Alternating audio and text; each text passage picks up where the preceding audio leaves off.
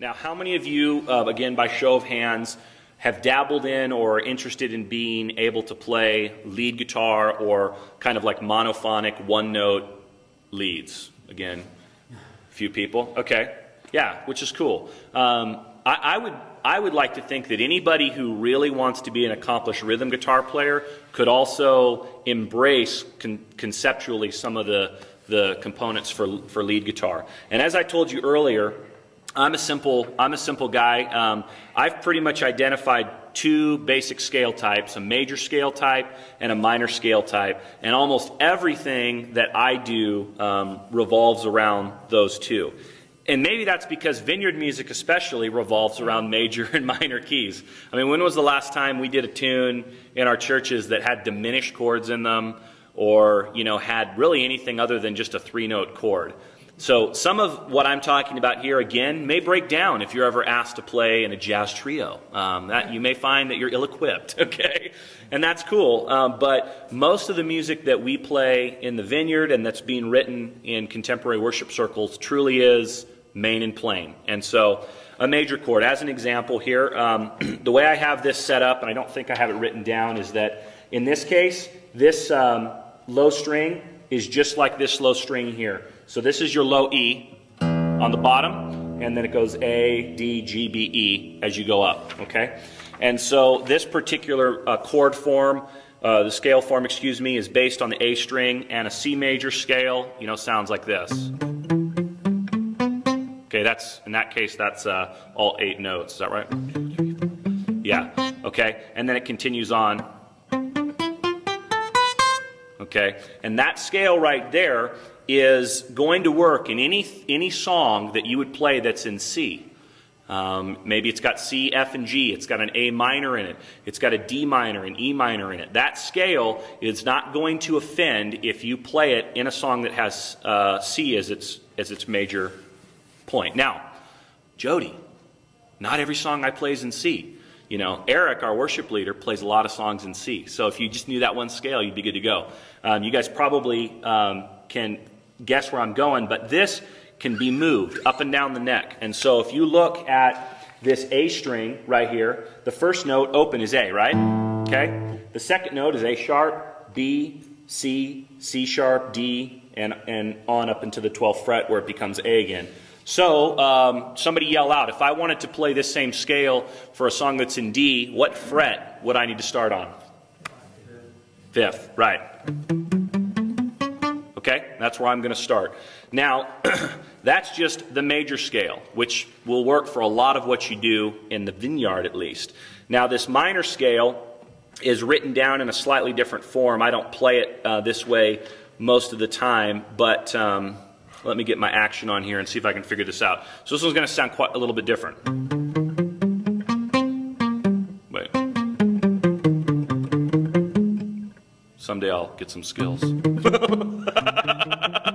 white guys with skills. Yeah.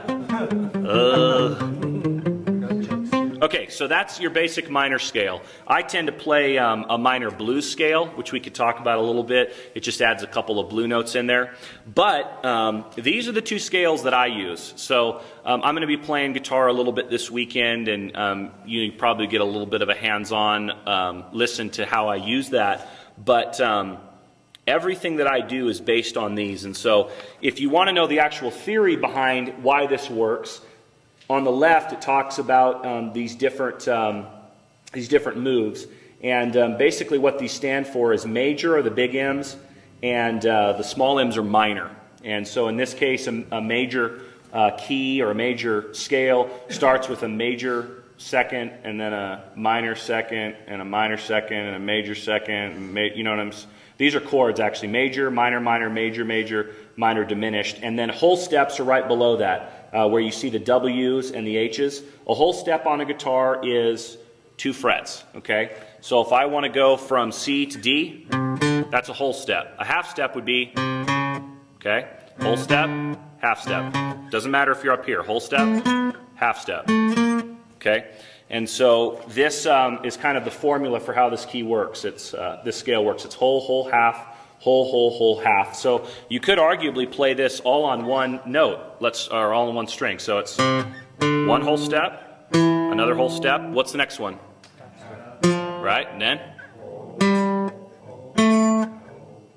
And then half. Okay, so I've just played that right up the neck, and it's the same if I do this, okay? So that's the theory behind the major scale, and the minor scale is the same thing, okay? Do you have any questions on the notes on the neck or the basic concept of playing a major scale or a minor scale? Anybody? A better minor scale than that, because the way you're going 3 fret, or if you're playing from the bottom string, okay. Follow this. When you say the bottom string, which one are you talking about? You got okay. That real spread apart. Oh. Skipping 5 frets there. Yeah. Instead of okay. going up to the next string. Sure. Well, let me give you a minor. I call it a minor blues scale, and I hope nobody is. Nobody's expecting me to have this all right, but I play this, and this goes from top to bottom, and so I don't have it written down. You can see what it looks like. In this case, I'm going to play an A minor blues scale according to Joedy. So this is in the same key. Do I have something on relative minors on here?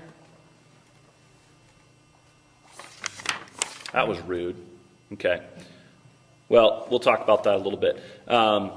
This is going to be an A minor scale. So I start it here, and I choose to jump a few notes, not 5, but in this case 4. Okay? So I'm going to go first finger, and then 4th finger.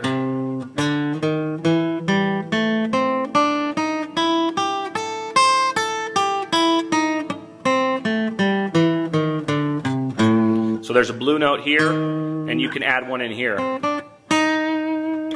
Okay? So that is a little more straight up and down. It's not, because you're right, this one kind of starts here and ends here and has some big moves in it. But I'm omitting some notes. So in this case, you could also do...